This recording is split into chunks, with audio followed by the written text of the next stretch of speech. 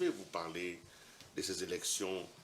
euh, quel est le sentiment général qui vous anime au lendemain de la tenue de ces élections? Il faut dire qu'une partie des électeurs a continué aujourd'hui Oui. à aller devant les urnes parce que hier, il y avait, il ne faut pas le nier, des dérapages, des difficultés et pourquoi pas une certaine désorganisation. Le temps n'a pas suffi. On a donc prorogé pour aujourd'hui. Mais quel est votre sentiment général de ces élections? Euh, le, le premier constat que je vais faire pour être assez objectif, c'est que la population était décidée.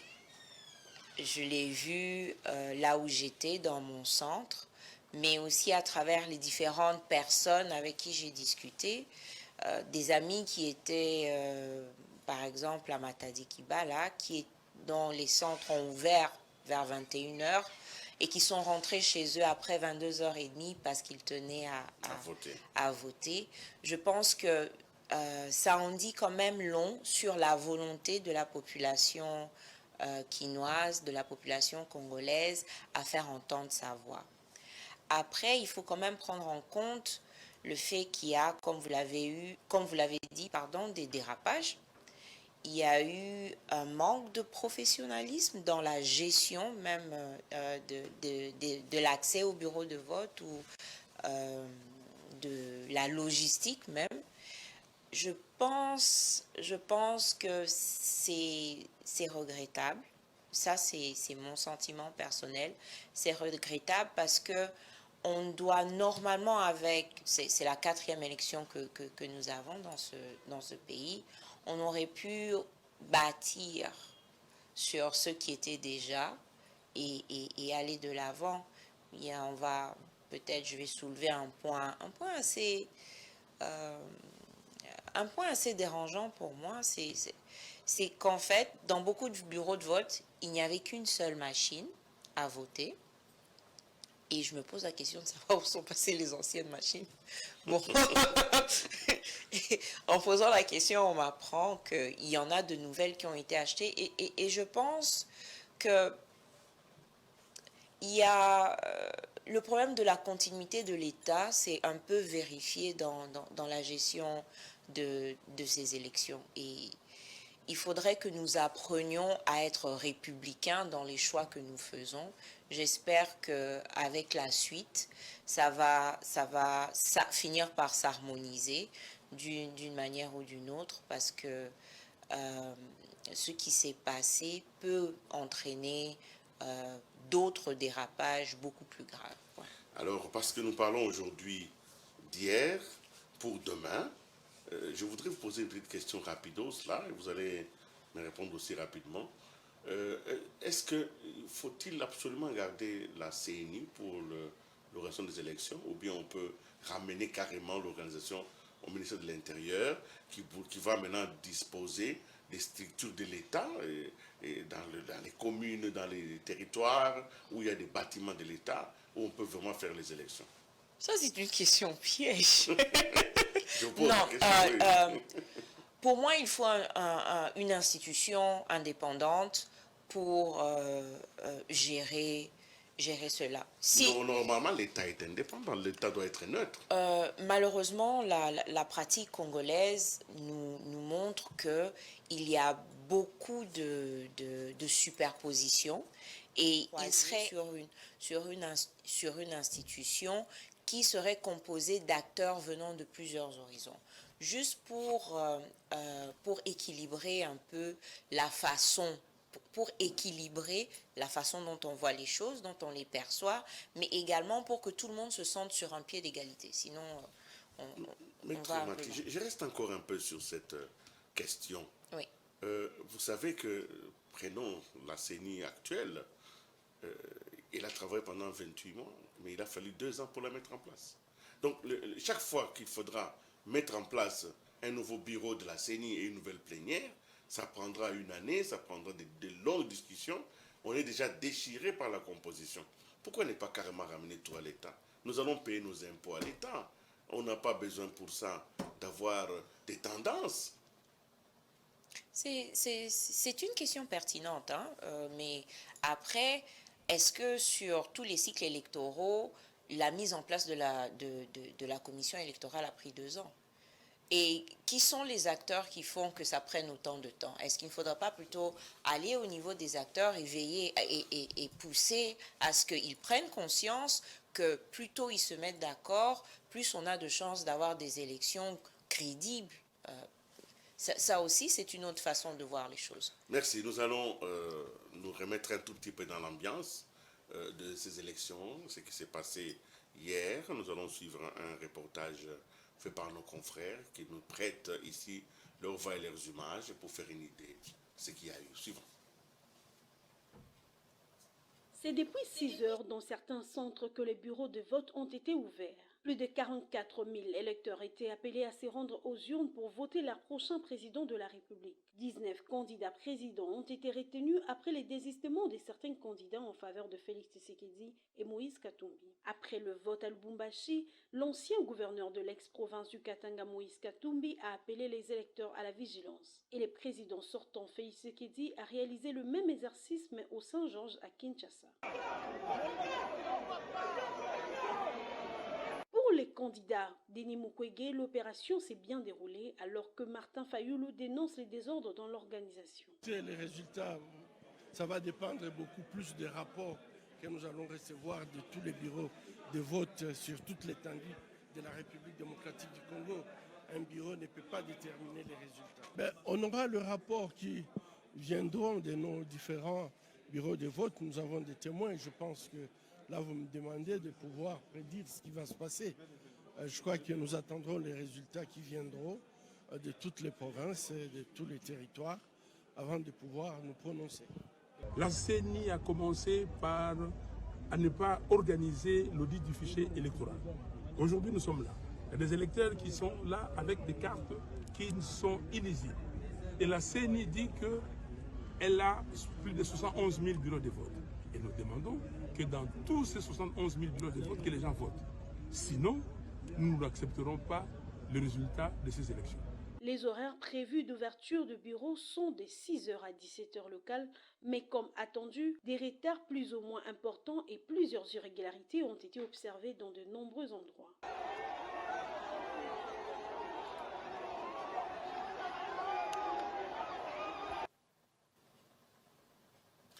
Voilà, nous revenons sur ce plateau. Je reçois Maître Mathiave. Maître Mathiave, vous avez suivi la prise d'armes de tous les politiciens. Ils sont décidés, ils sont allés aux élections. Nous les félicitons pour ça. Mais en même temps, ils se positionnent par rapport à la manière dont ils vont recevoir les résultats. Et une crainte est en train de monter en puissance dans le pays, c'est que la proclamation des résultats coïncide avec des très fortes contestations des uns et des autres. Pouvons-nous éviter cela et comment le faire? Bon, ça va dépendre principalement des acteurs politiques en lice, à mon avis, parce qu'ils sont les seuls à même de discuter avec la population, avec leur base, et d'essayer de les, pas amadouer, mais de les calmer.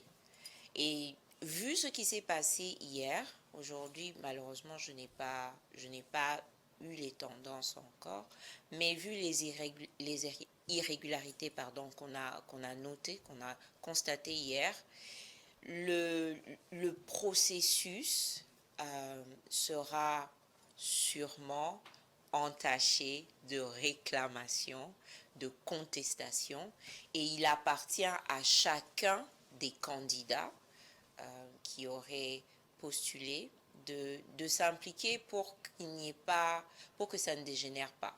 Donc, je ne suis pas prophète de malheur, mais Mais quel message vous pouvez envoyer aujourd'hui, ce soir, à cette population qui vous suit, pour qu'elle puisse assumer la deuxième étape de mon message, oui, c'est lequel?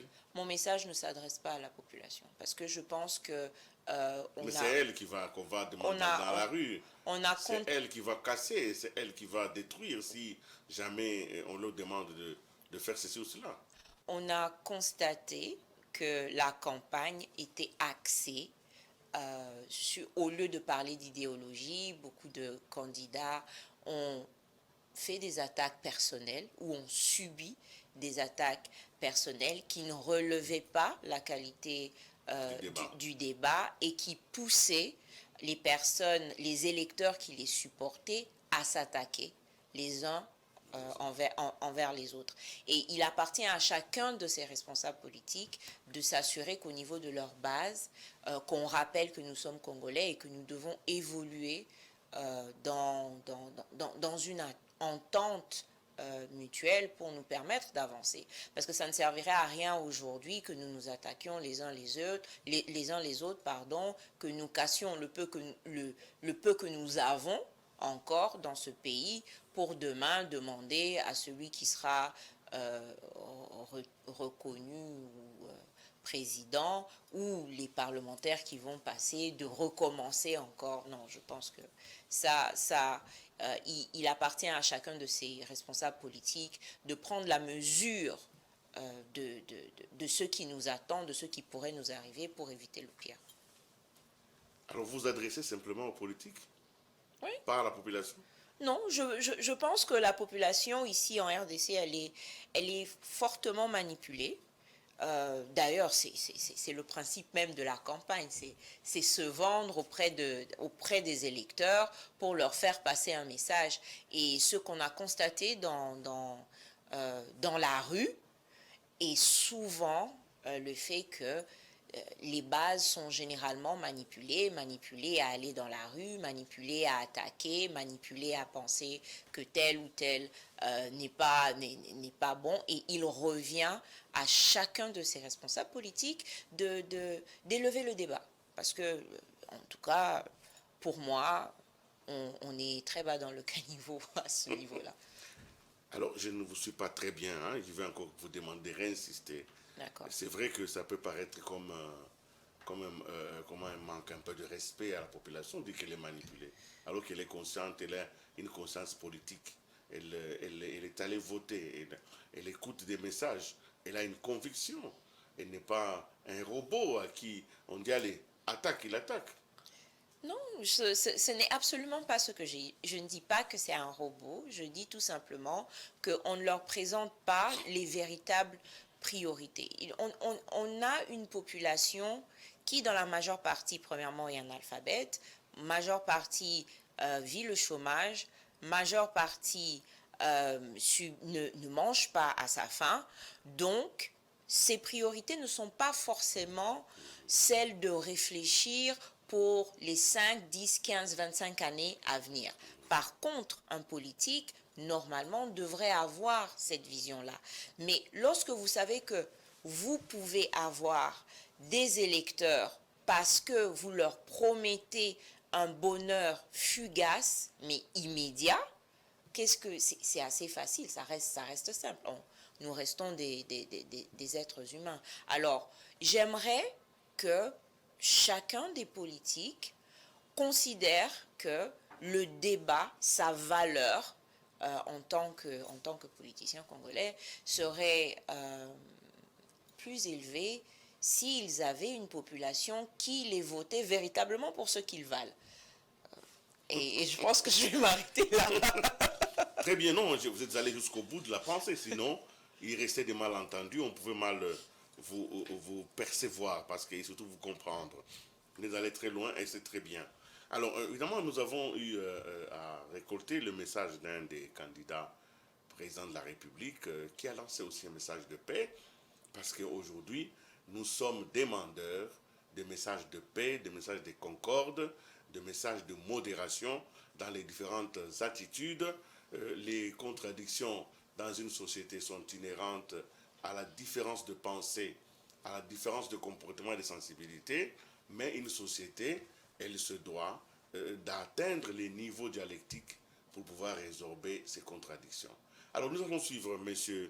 Moudekereza, juste la partie où il fait un appel à la paix, et j'aimerais bien qu'on ne mette pas l'appel qu'il fait à la fin pour la candidature, parce que ça c'est déjà passé. Donc nous allons suivre M. Moudekereza, qui a eu l'amabilité de faire un communiqué aujourd'hui demandant à la population de garder son calme. Congolaises et Congolais, très chers compatriotes, vous avez été nombreux à vous mobiliser pour remplir votre devoir civique de voter pour le futur dirigeant qui devront présider à la destinée de notre pays, notre mère patrie, en dépit de multiples aléas logistiques et techniques dans l'organisation de scrutins combinés.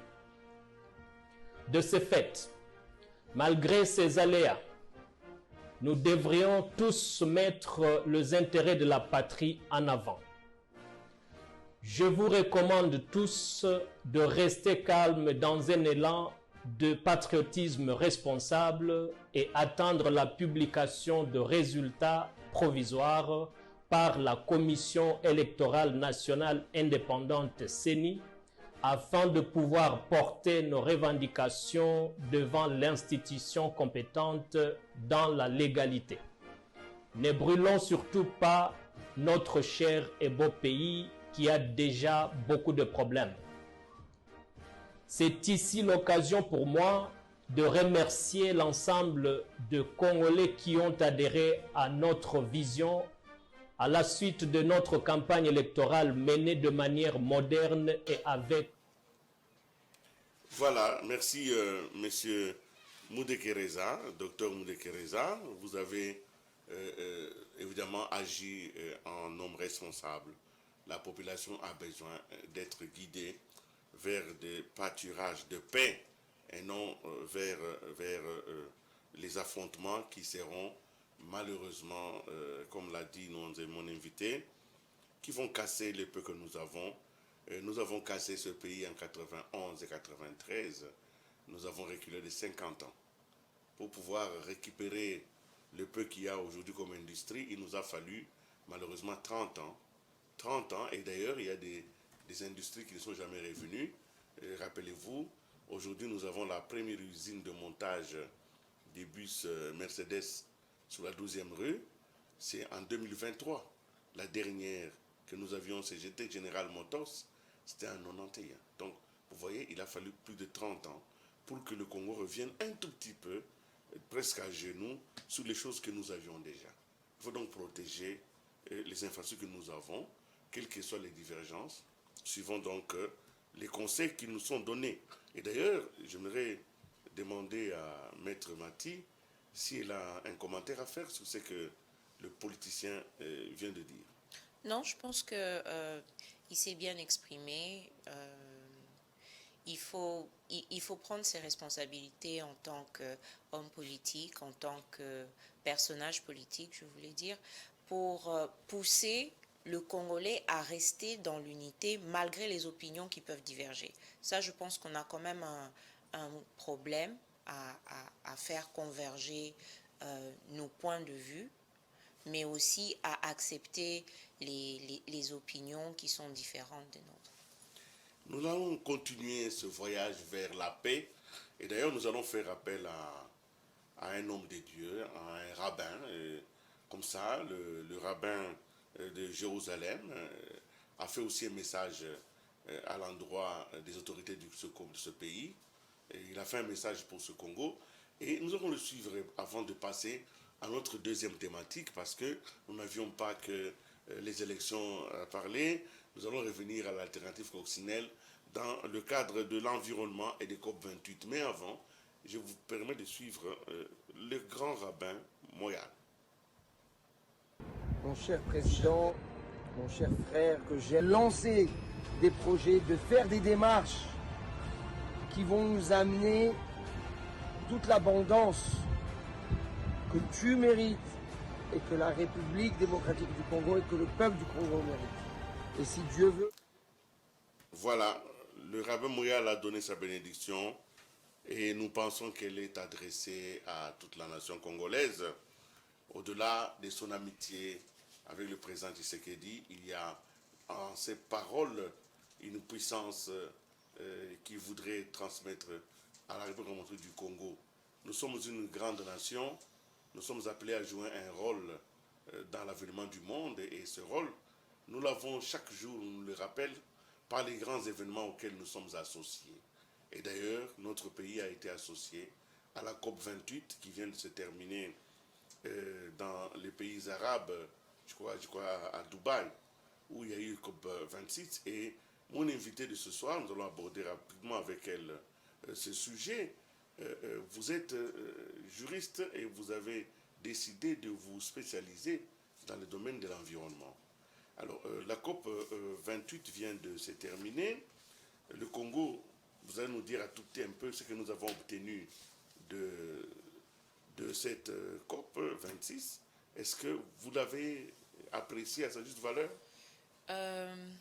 La COP 28 qui s'est tenue à Dubaï il y a qui a été clôturée il y a quelques jours a permis à la RDC, après l'annonce de son envoyé spécial pour l'économie du climat, de ramener 62 millions de dollars, si je ne me trompe pas, pour l'économie du climat. C'est une rencontre des nations pour échanger sur le réchauffement climatique, en fait, et essayer de trouver des voies et moyens de mettre fin à l'utilisation du carbone, de tout ce qui est carbone, de tout ce qui est énergie fossile, pour permettre à la Terre de respirer. Exactement, de respirer. Très bien. Nous allons d'abord remettre, Mathias suivre un document qui nous remet un tout petit peu dans l'accord final qui a été signé à Dubaï. It is so decided. Le monde entier applaudit et se lève pour un accord historique.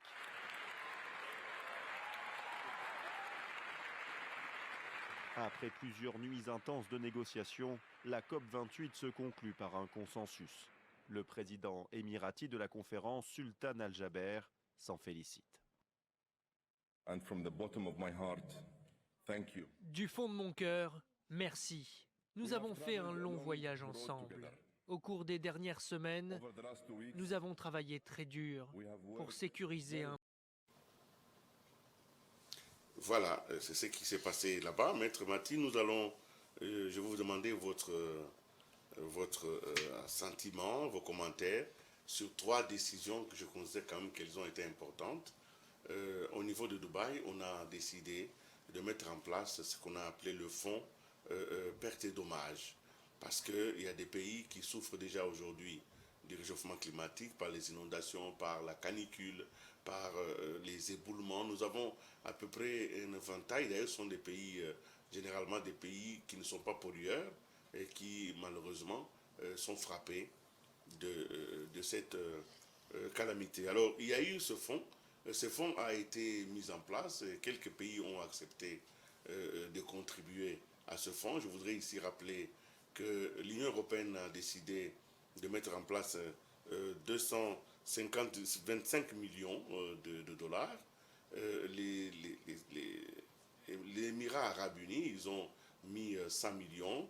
Les Japonais ont mis 10 millions. Les Américains ont mis 17,5 millions. Et le Royaume-Uni, donc la Grande-Bretagne, ils ont mis 50 millions. C'est un fonds de départ pour pouvoir permettre aux pays frappés par les pertes et les dommages de faire face à cette calamité. Qu'est-ce que vous pensez de ce fonds? Disons, je vais essayer de remettre ça dans un certain contexte.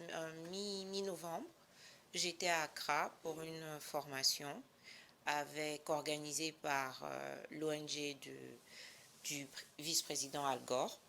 Donc, ça s'appelle Climate Reality Project. Et l'une des grandes discussions sur lesquelles on a débattu, l'un des grands sujets sur lesquels on a débattu, c'était justement sur ce fonds-là. Le gros problème avec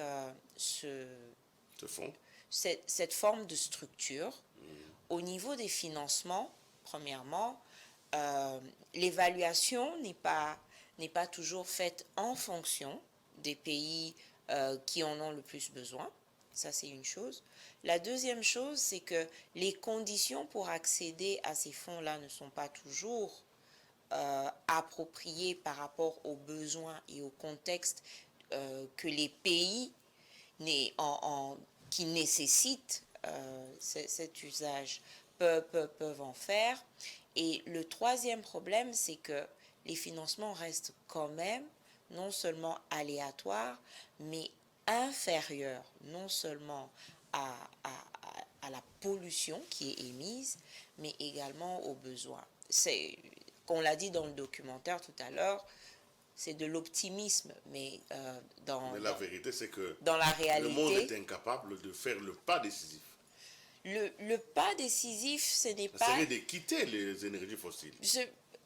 Pour être réaliste, ce n'est pas possible d'abandonner l'énergie fossile. Nous allons calmement vers un suicide consenti. Non, non, ce n'est pas possible d'abandonner l'énergie fossile du coup.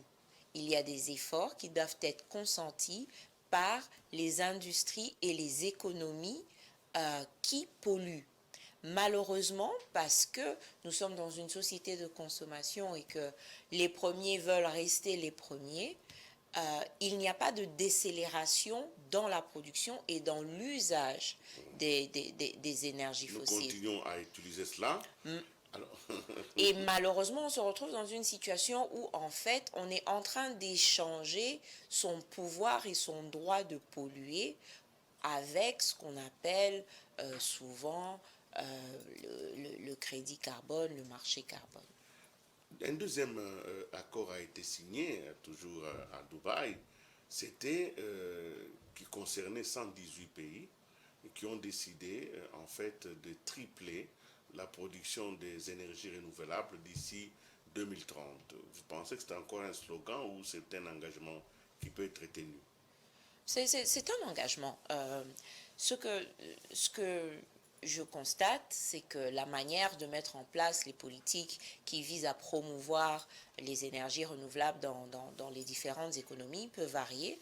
Et ça, c'est tout à fait normal parce que les contextes sont différents. Mais ça constitue un effort fourni par les pays qui se sont engagés. Après, il faut voir comment est-ce que ça va se matérialiser. Est-ce que ce sera véritablement des projets ambitieux ou ce sera juste pour contenter l'audimat ou et d'ailleurs, tout reste discutable. 118 pays ont signé, mais les deux grands pollueurs, la Chine et l'Inde, se sont abstenus de signer cela.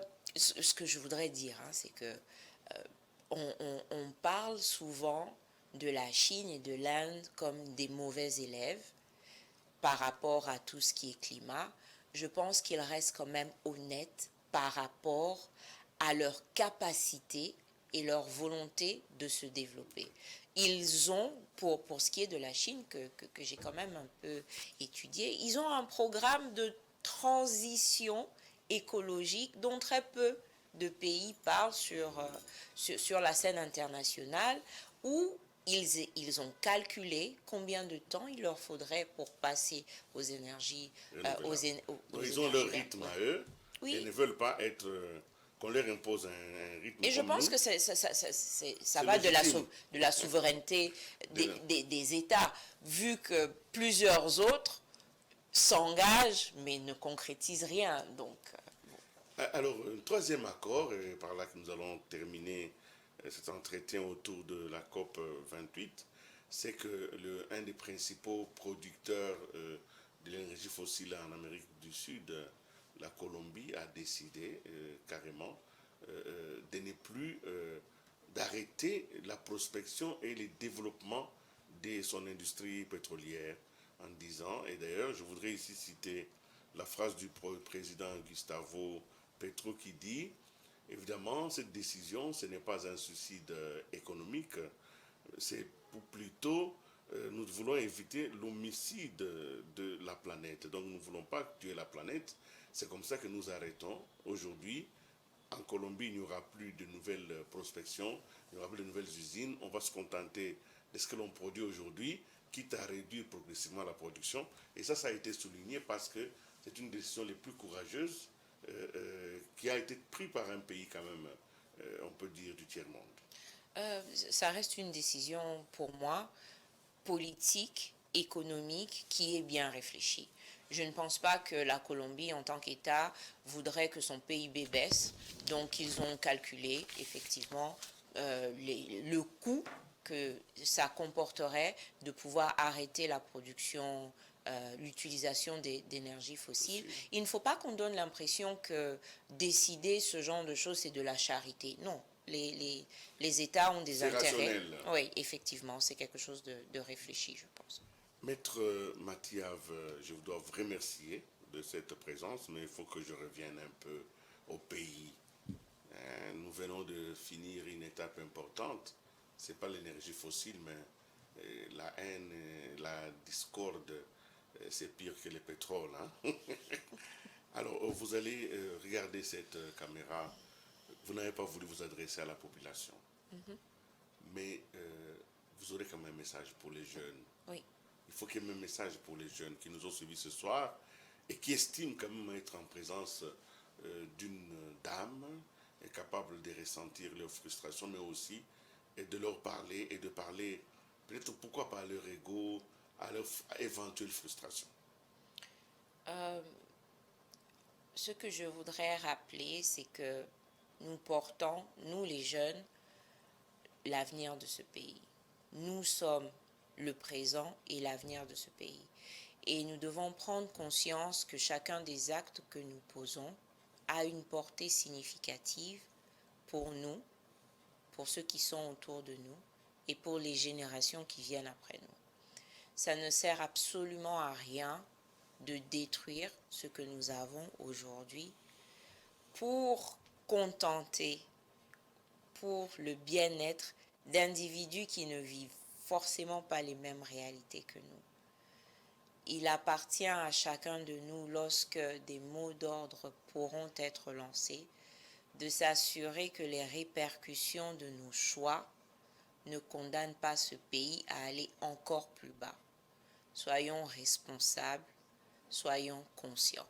C'est ce que je leur dis. Merci beaucoup de ces paroles qui viennent certainement d'un cœur aimant pour cette nation. Nous ne pouvons que vous souhaiter les meilleurs vœux parce que nous sommes arrivés presque à la fin de cette année. Nous souhaitons donc, vous êtes d'ailleurs dans un décor de Noël. Bientôt, ce sera la Noël. Donc, nous vous souhaitons une très bonne fête de Noël et pourquoi pas des meilleurs vœux pour l'année 2024 en espérant que Alternative Coccinelle va devenir cette plateforme puissante sur laquelle beaucoup de gens vont s'arrimer pour pouvoir combattre les parasites qui détruisent la croissance naturelle des choses et des hommes, des structures et pourquoi pas des infrastructures. Merci donc de votre présence ici. Amis et téléspectateurs, chez mes critiques ce soir, c'est terminé. J'avais le plaisir, immense plaisir d'ailleurs, toujours renouvelé, de recevoir une dame, Maître Mathiave. Nous avons donc parlé de l'élection générale qui a eu lieu hier et nous avons aujourd'hui, elle nous a offert cette image magnifique que je garderai toute la soirée, l'image de la coccinelle qui est cet insecte peut-être très petit mais qui soigne, qui sauve. Chacun de nous, qu'il regarde autour de lui et qu'il repère sa coccinelle et qu'il lui soumette ses pensées parasites. Et ainsi, nous allons assainir notre mental et notre pays pourra avancer progressivement vers son destin. Merci et à la prochaine.